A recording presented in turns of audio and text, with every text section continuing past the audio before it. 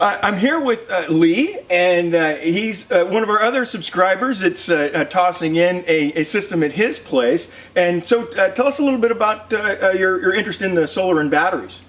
Well, I've always thought it was a good idea to do it. I mean, it's something good for the environment and all that. And since we're already paying the utility company, why not get some where we can get it for free? Sure. If the sun is shining, and then use it to run the air conditioner whenever we want, that kind of stuff. We're always kind of mindful of not running it too much because one the cost, yeah. and the other is just how much electricity you're using, and then we end up with brownouts or whatever, and that kind of thing. So do you have brownouts in this area? Well, we're with SMUD here, and no, at this point we haven't had any. But where my offices are, in that I'm on PG&E, and they've already, they haven't had one yet, but they have sent us out the letters, in fact, several of them, saying that get ready for it. So interesting. Yeah. And is that was that due to the campfire that they were having then, or? Yeah, they're just talking when it gets hot and the wind starts blowing. Right. Because for fire mitigation or something of that nature. Just to try and because who knows? I mean, Santa Rosa burned. That's the middle of a city. That's not out in the forest so much. Yeah. And I had some short-tail relatives, I guess you'd call them, up there, that they came very close to losing their home and that kind of stuff. And that, so it's something to be mindful of. And that kind of stuff. Well, yeah, and then again, if they, if that's something that's going to be, become a more regular part of somebody's life, then having a couple of Powerwalls at the house. Going to be well worth it. Yeah. So tell me a little bit about the process. Everything went pretty smooth as far as getting it to this stage. And yeah, I watched a lot of videos, including I think probably all of yours, and just trying to get a feel for what it was I wanted.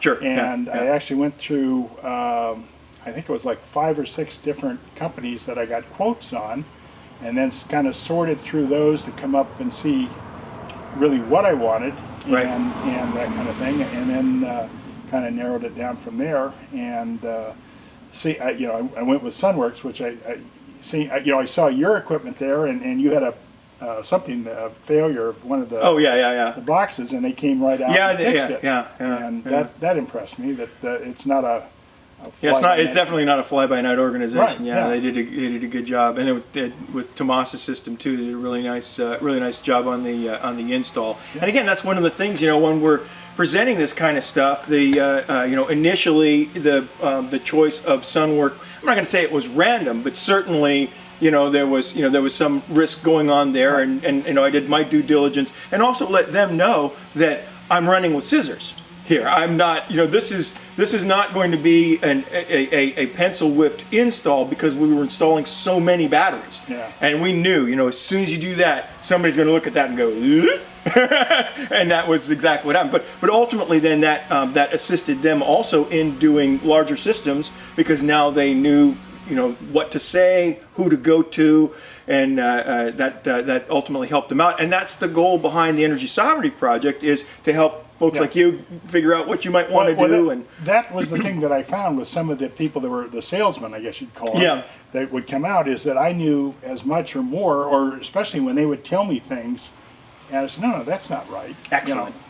So I was already aware of that. Excellent. And several of them, came in and with the idea that, they were going to be there for a half hour, show you this, you'd sign it, and they'd leave with a contract. Yeah. And where with SunWorks, I negotiated with them for a couple times, and the salesman came out a second time, and they want to know what your goals are, which was really that was refreshing.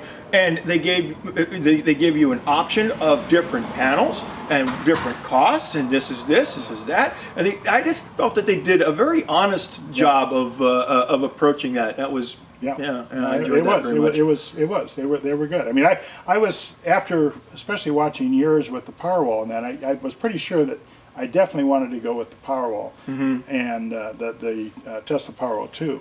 And the panels, I really didn't have a preference. All I knew is I wanted to get as high a voltage, and I ended up with the 325 wattage.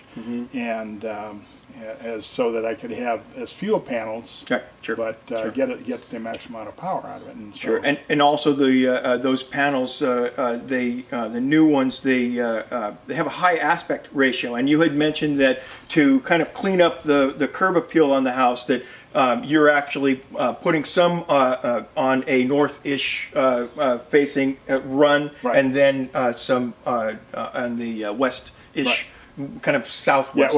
Yeah, the majority of them are actually going to be in a northwest run, and then the other one is pretty much on the west side of the house. So it would have been, you know, maybe better. I don't know. They talked about putting them on the front of the house, and I preferred to leave them on the back. And they took a look at it, and I don't know. They figured out, said that we shouldn't have a problem with getting enough power. And again, we had discussed that early on. I think if you remember back in the videos, and for those of you too that want to go back and take a look at this, in